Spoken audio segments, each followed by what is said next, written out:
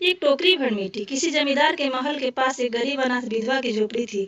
जमींदार को अपने महल का हाथा उस झोपड़ी तक बढ़ाने की इच्छा हुई। विधवा से बहुत बार कहा कि अपनी झोपड़ी हटा ले, पर वह तो कई जमाने से वहां बसी थी। उसका प्रिय पति और उसका इकलौता पुत्र भी उसी झोपड़ी में मर गया था। उसकी बहू की भी एक 5 बरस की लड़की थी, वो भी छोड़कर चल बसी थी। अब यही उसकी पोती इस वृद्धावस्था काल के एकमात्र आधार थी। जब उसे अपनी पूर्व स्थिति की याद आ जाती तो दुख के कारण फुट फुट कर रोने लगती थी। और जब से उसने अपने पड़ोसी की इच्छा का हाल सुना, तब से वह मृत प्राय हो गई थी। उस झोपड़ी में उसका मन लग गया था, वहां से वह निकलना नहीं चाहती थी। जमींदार के सब प्रयत्न निष्फल हुए, तब वे अपने जिम्मेदारी चलने लगा। बाल की खाल निकालने वाले वकीलों की थैली गर्म कर उन्होंने अदालत से झोपड़ी पर अपना कब्जा करा लिया।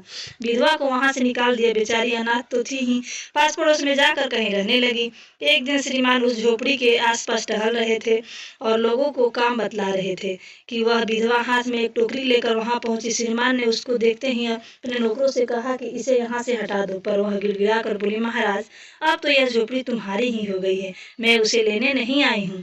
महाराज क्षमा करे तो एक विनती है। जमींदार साहब के सिर हिलाने पर उसने कहा, जब से यह झोपड़ी छूटी है तब से मेरी पोती खाना पीना छोड़ दी है। मैंने बहुत कुछ समझाया पर वह नहीं मानती। यही कहा करती है कि अगर घर चल वहाँ रोटी खाऊंगी। अब मैंने सोचा है कि झोपड़ी में से एक टोकरी मिट्टी लेकर उसका चूल्हा बनाकर रोटी पकाऊंगी। उससे भरोसा है कि वह रोटी खाने लगेगी। महाराज कृपा करके आज्ञा दीजिए। श्रीमान ने आज्ञा दे दीजिए। विधवा झोपड़ी के भीतर गई और वहां जाते ही पुरानी यादें आ गई और आंखों में आंसू बहने लगी। अपने आंतरिक दुख को किसी तरह से संभाल कर उसने अपनी टोकरी मिट्टी से भर ली और हाथ से उठाकर बाहर ले आई। फिर हाथ जोड़कर श्रीमान से प्रार्थना करने लगी, महाराज कृपया करके इस टोकरी को जरा हाथ लगाइए, जिससे कि मैं इसे अपने सिर पर धर लूं।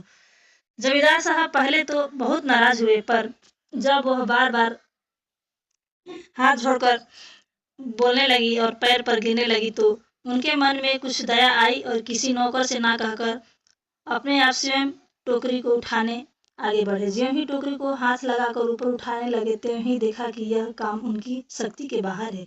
फिर तो उन्होंने अपनी सब ताकत लगाकर टोकरी उठाना चाहा, पर जिस स्थान पर टोकरी थी रखी थी वहां से वह एक हाथ भी ऊंची न हुई। वह लज्जित होकर कहने लगे, नहीं, यह टोकरी हमसे नहीं उठाई जाएगी। यह सुनकर विधवा ने कहा, महाराज नाराज ना हो, आपसे यह टोकरी भर मिट्टी नहीं उठाई जाती। इस झोपड़ी में तो हजारों टोकरियां मिट्टी पड़ी है, उसका भार आप जन्म जन्म कैसे उठा सकेंगे? आप ही इस बात का विचार कीजिए। जमींदार साहब धन मद मद गर्वित हो गए, आप कर्तव्य भूल गए थे। पर विधवा के उपयुक्त वचन सुनते ही उनकी आंखें खुल गई और पश्चाताप करने लगे और विधवा से